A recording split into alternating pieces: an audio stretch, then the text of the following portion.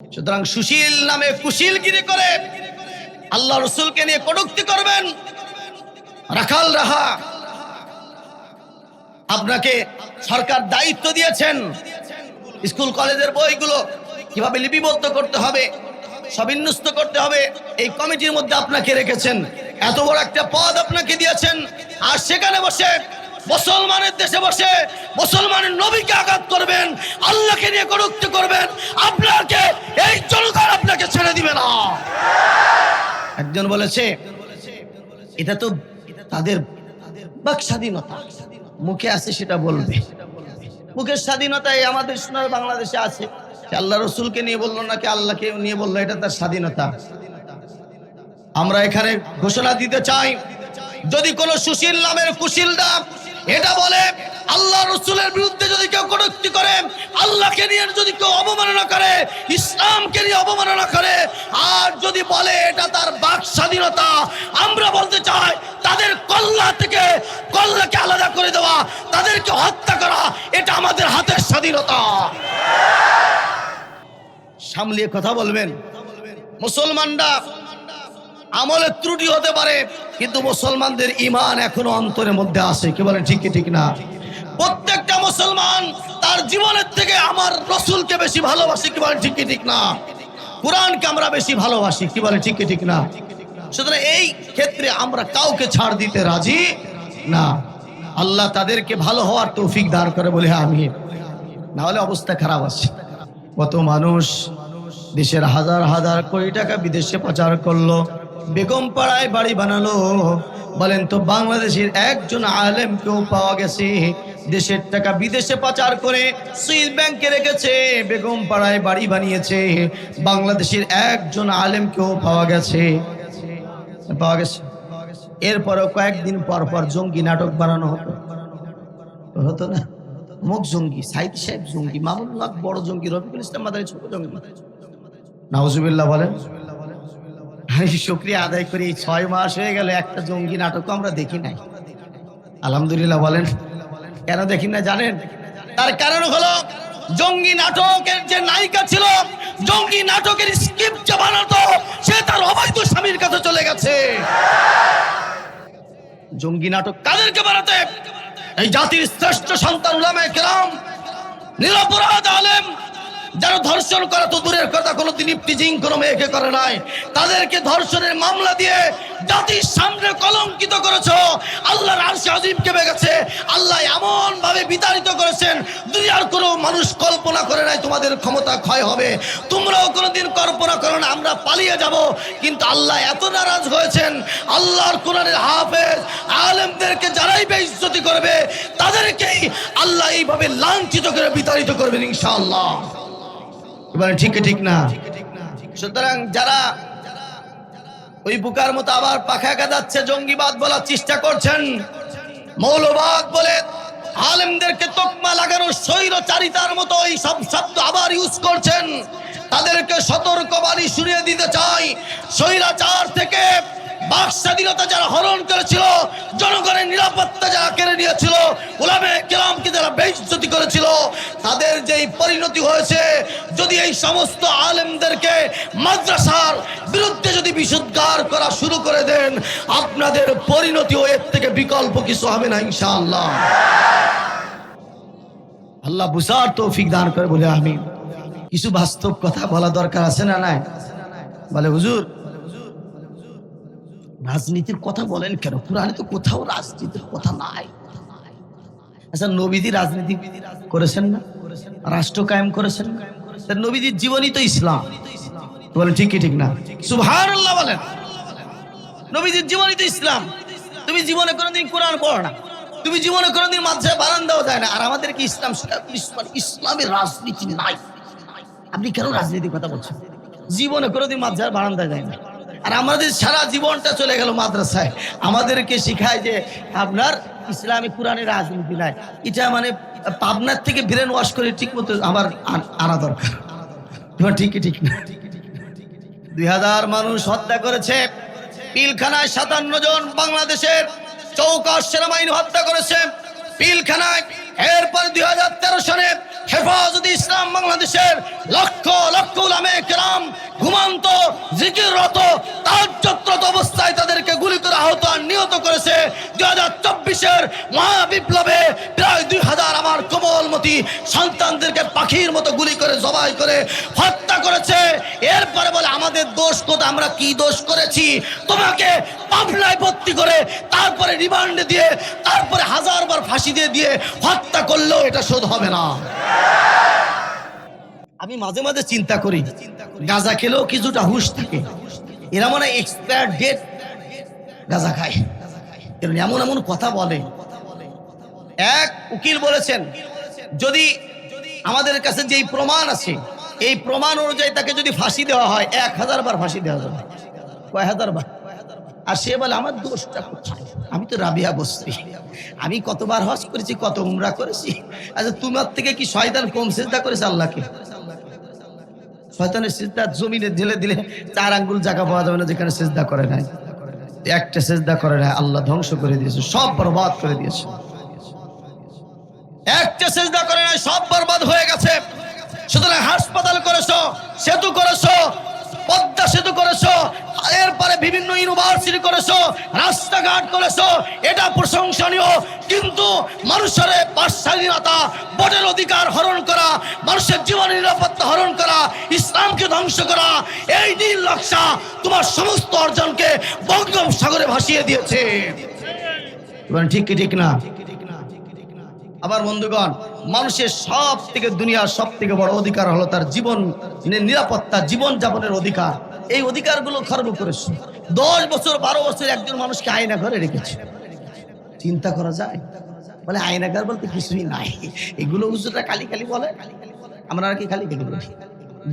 দলিল আমাদের কিছু আমরা শুকরিয়া আদায় করি। আমাদের বাংলাদেশের যিনি প্রধান উপদেষ্টার দায়িত্বে আছেন ডক্টর মোহাম্মদ ইউনূস, নাম শুনেছেন না আপনারা? ওরে সময় একজনকে দোয়া বিপদে বললে যে দোয়াটা বলবো, সেই দোয়ার নামও ডক্টর ইউনূস।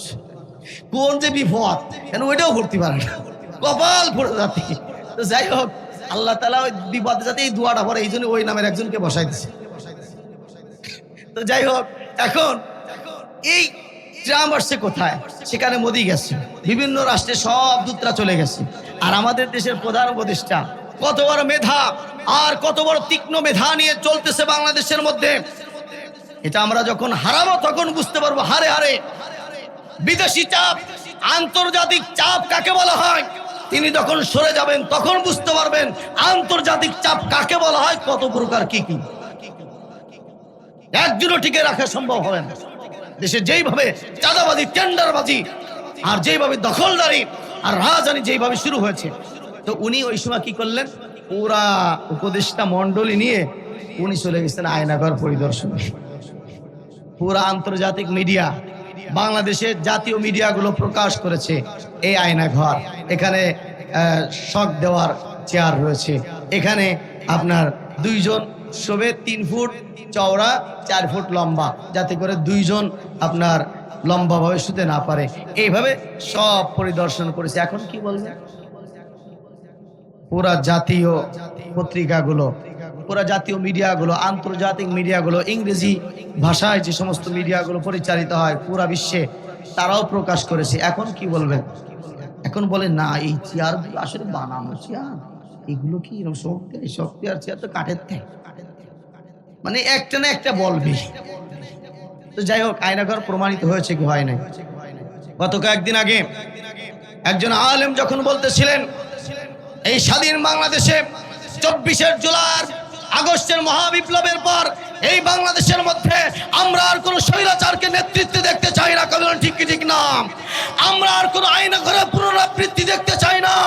আমরা আর কোন জঙ্গি নাটক করে আলেমদেরকে বেইজ্জতি বাংলার জমিনে আমরা দেখতে চাই না। ঠিক কি ঠিক না? এই কথা যখন একজন বলেছেন, পাশের থেকে এক মুরব্বী এসে বলতেছে এভাবে বলে আয়নাঘর বলতে কি শোনায়, ফ্যাসিবাদী বলতে কি শোনায়। ভাগ্য ভালো আমার মতো ছিল না, নরম দরম ছিল, কিছু বলেন। কিন্তু যখন সোশ্যাল মিডিয়া এটা ভাইরাল হয়ে গেল, দেখতেছে আমার আর পিঠ বাঁচবে না, যে চাকরি করে সেটাও আর থাকবে না। কারণ যেই সারা বিশ্ব যে আয়নাঘরকে প্রকাশ করেছে, গোটা পৃথিবী যেই নব্য ফিরাউন, যে লেডি ফিরাউনকে ফিরাউন নমরুদ হামানের থেকে কুখ্যাত খুনি বলে স্বীকৃতি দিয়েছে, তাদেরকে তাদের যে গুণগান গাইবে সে মানুষের কাতারে আর থাকতে পারে না। এই কথা যখন সবাই আন্দোলন শুরু করে দিল, আমার দেশ পত্রিকা নিউজ করা শুরু করে দিল, এখন তাড়াতাড়ি হুজুরের বাড়িতে চলে গেছে, হুজুর আমাকে বাঁচানো ভুল হয়ে গেছে, আপনি আমাকে মাফ করে দেন। এই মাফ চাইলে ক্ষমা হবে না, না দৃষ্টান্তমূলক শাস্তি হওয়া দরকার। ফ্যাসিবাদ নাই, আলেম বিদ্বেষী মানুষ নাই, যারা আলেমদেরকে ধ্বংস করার জন্য নীল নকশা চালাতো তারা আজকে ময়দানে নাই। যারা আলেমদেরকে মুখের থেকে মাইক কেড়ে নিয়ে আলেমদেরকে লক্ষ মানুষের সামনে বেইজ্জতি করেছে, তারা আজকে মঞ্চে নাই। তাহলে কারা আজকে আলেমদের মুখ থেকে মাইক কেড়ে নিয়ে আয়না ঘটনা এটা অস্বীকার করলো? এটা জাতি জানতে চায় আপনার আসল পরিচয় কি। এই তামাশা এখন আর করবেন না, ইতিহাস থেকে শিক্ষা নেবেন। জগা জি লাগানে কি দুনিয়া নেহি है, जगह जी लगाने की दुनिया नहीं है, इबरत की जगह तमाशा नहीं है। কবি বলেন এই দুনিয়াটা খেল তামাশার দুনিয়া নয়, এই দুনিয়াটা ভোগ বিলাসের দুনিয়া নয়। এই দুনিয়ার মধ্যে শুধু গাড়ি বাড়ি আর ক্ষমতা করবে, আখেরাত ভুলে যাবে না। না, এই বরাত কি জাগাই তামাশা নাকি গাই। এই দুনিয়াটা হলো শিক্ষা অর্জন করা, ইতিহাস থেকে শিক্ষা নাও, ইতিহাস থেকে শিক্ষা নিয়ে জীবনটাকে গঠন করো। এই বরাত কি জাগাই তামাশা নেই হাই, এটা তামাশার কোনো জায়গা না। সুতরাং বুদ্ধিমান যারা ইতিহাস থেকে শিক্ষা নেয়, তারা যারা বুদ্ধিমান নয়, তারা ইতিহাস থেকে শিক্ষা নিতে চায় না। ফিরাউন, নমরুদ, কারুন এদের ঘটনা বলেন তো কোরআনের মধ্যে আছে না নাই? আল্লাহ পাক কি এমনি এমনি দিয়েছেন? না না, আল্লাহ পাক কোরআনের কোনো ঘটনা, কোনো কসাস, কোনো কাহিনী আল্লাহ এমনি এমনি দেন নাই। প্রত্যেকটা কথা, প্রত্যেকটা ঘটনা আল্লাহ আমাদেরকে শিখার জন্য, শিক্ষা নিয়ে জীবন গঠন করার জন্য আল্লাহ কাফের, মুশরিক আর দুনিয়ার সব থেকে বড় বড় স্বৈরাচারদের কথা কোরআনের মধ্যে তুলে ধরেছেন। এবার ঠিক না? তো যাই হোক, বলছিলাম কোরআনের শিক্ষা, মাদ্রাসা শিক্ষা মানুষকে সততা শিক্ষা দেয়। বলেন সুবহানাল্লাহ। ওমর রাদিয়াল্লাহু তাআলা আনহু ঘুরে ঘুরে দেখতেন মানুষের, সারাদিন রাষ্ট্রের কাজ করতেন আর রাতের বেলা ঘুরে ঘুরে দেখতেন, দেখি কেউ না খেয়ে আছে কিনা, কেউ ক্ষুধার্ত অবস্থায় আছে কিনা, কেউ চিকিৎসার অভাবে ধুকে ধুকে মরছে কিনা, কেউ কোনো সমস্যার সম্মুখীন হয়ে আছে কিনা। উনি একবার ঘুরে দেখছেন, দেখলেন একটা ঘর থেকে কিছু আওয়াজ আসতেছে। উনি মনোনিবেশ করলেন, মনোনিবেশ করার পর ঘর থেকে আওয়াজ আসতেছে, মা তার মেয়েকে বলছে, মা তুমি দুধের মধ্যে কিছু পানি মিশিয়ে দাও, তাহলে আমরা একটু বেশি টাকায় বিক্রি করতে পারবো। ওমর রাদিয়াল্লাহু তাআলা আনহু যখন খলিফা হয়েছিলেন, উনি হওয়ার প্রথম দিনই ঘোষণা দিয়ে দিলেন, আমার রাজ্যে কেউ খাদ্যে ভেজাল দিতে পারবে না। বলে সুবহানাল্লাহ। আমার রাষ্ট্রে কেউ দুধের মধ্যে ভেজাল দিতে পারবে না, যদি এটা প্রমাণিত হয় তাকে দৃষ্টান্তমূলক শাস্তি দেওয়া হবে।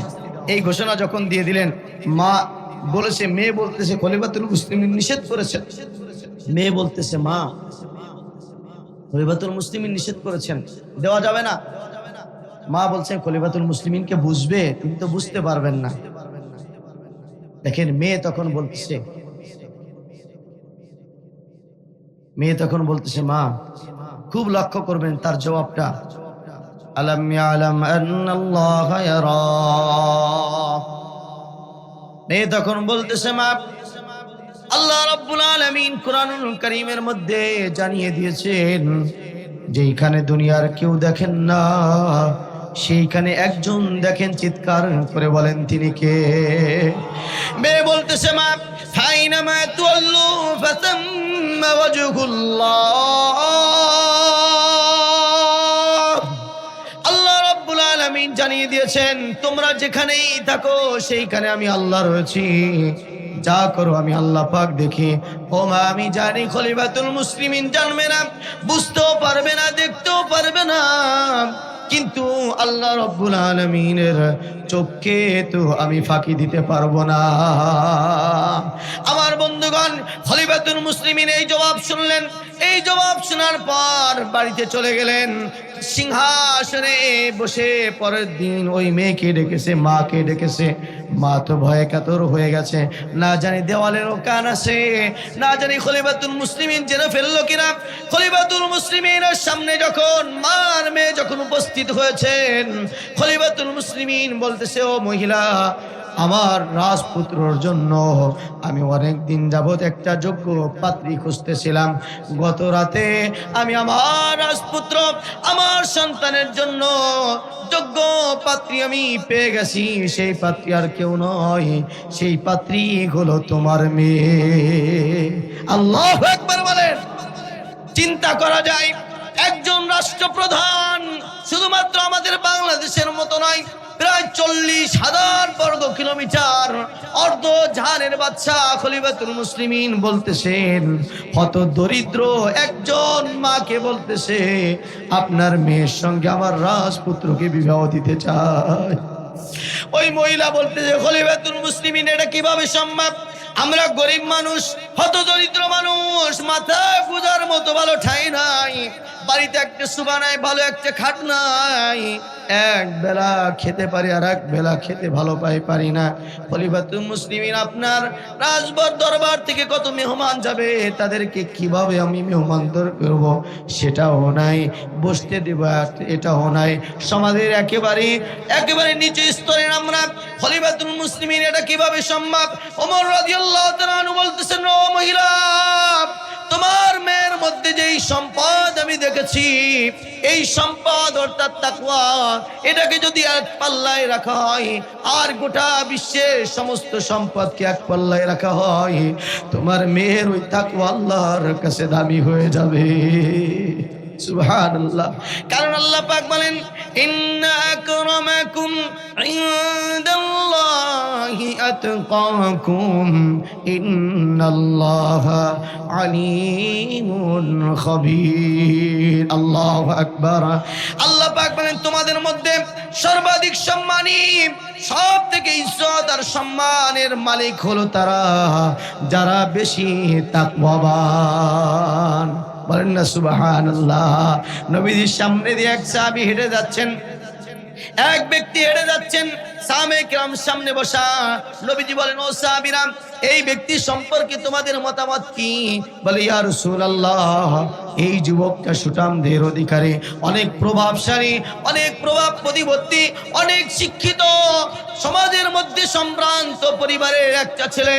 কোন পরিবারে যদি বিবাহের প্রস্তাব দেয়, কেউ তাকে ফেলে দিবে না, প্রত্যেকটা পরিবারের মেয়েকে তার সঙ্গে বিবাহ দেওয়ার জন্য এক বাক্যে তারা রাজি হয়ে যাবে। ছেলেটা চলে গেল। এর কিছুক্ষণ পর আরেকজন অতিক্রম করছে। নবীজি বলেন, ও সাহাবীরা, এই ব্যক্তি সম্পর্কে তোমাদের মতামত কি? নবীজি বলেন, তোমরা বলো, এর ব্যাপারে তোমাদের মতামত কি? সাহাবায়ে কেরাম বলেন, ইয়া রাসূলুল্লাহ, এই ব্যক্তি হত দরিদ্র মানুষ, এমন কোন সমাজের পজিশন নাই, ভালো চাকরিও করে না, ভালো খেতে পারে না, পড়তে পারে না, মাথা গুজার ঠাঁই নাই, সমাজের ভালো পজিশনও নাই। এখন নবীজি বলতে, ও সাহাবীরা শোনো, প্রথম যেই ব্যক্তি গেল, যার প্রশংসায় তোমরা পঞ্চমুখ হয়ে গিয়েছিলে, যার সম্ভ্রান্ত, যার শিক্ষিত, যার সব গুণে গুণান্বিতের কথাই তোমরা প্রশংসা করেছো, এমন ব্যক্তি যদি দুনিয়া ভরে যায়, তার থেকেও আল্লাহর কাছে এই একটা ব্যক্তির দাম বেশি। পরবর্তীতে যেই ব্যক্তি গিয়েছিল, তার কিছু নাই, কিন্তু তার মধ্যে তাকওয়া ছিল। এই কারণে নবীজি বলেন, গোটা পৃথিবী এক পাল্লায় রাখলে এই ব্যক্তির ওজন আল্লাহর কাছে বেশি হয়ে যাবে। ওমর রাদিয়াল্লাহু তাআলা বলছেন, মহিলা, তোমার মেয়ের মধ্যে আল্লাহ পাক যাকে সম্মানী বলেছেন, দামি বলেছেন, তাকওয়া, যার মধ্যে যত সম্মানী থাকে, তাকওয়া থাকে, সে তত বড় কার কাছে সম্মানী হয়? আল্লাহর কাছে। টাকা থাকলে সম্মানী হয় না, চেহারা ভালো থাকলে আল্লাহর কাছে সম্মানী হওয়া যায় না, গাড়ি আর বাড়ির মালিক হলে আল্লাহর কাছে সম্মানী হওয়া যায় না, প্রভাব প্রতিপত্তি আর ক্ষমতাবান হলে আল্লাহর কাছে সম্মানী হওয়া যায় না। আল্লাহর কাছে সম্মানী হলো তারাই যাদের মধ্যে বেশি আল্লাহ ভীরু আর তাকওয়া থাকবে। ওমর রাদিয়াল্লাহু তাআলা আনহুর কথা তিনি ফেলতে পারলেন না, বিয়ে দিয়ে দিলেন ওই হতদরিদ্র মহিলার মেয়ের সঙ্গে। ও মা বোনেরা, গার্ডিয়ান যারা রয়েছেন খুব খেয়াল করে শুনবেন। আমরা অভিভাবক যারা রয়েছি, মেয়েকে যখন বিবাহ দিতে চাই, আমরা একবারও দেখি না ছেলেটা নামাজ পড়ে কিনা, রোজা রাখে কিনা, ছেলেটা দিনদার দেখে কিনা। আমরা দেখি ছেলেটা ভালো চাকরি করে কিনা, গাড়ি আর বাড়ির মালিক হয় আছে কিনা, ভালো প্রভাব প্রতিপত্তির মালিক কিনা। একবারও দেখি না ছেলেটা দিনদার কিনা, নামাজি কিনা। অনেক পরিবার এটা দেখতেও চায় না, কি বলেন আছে?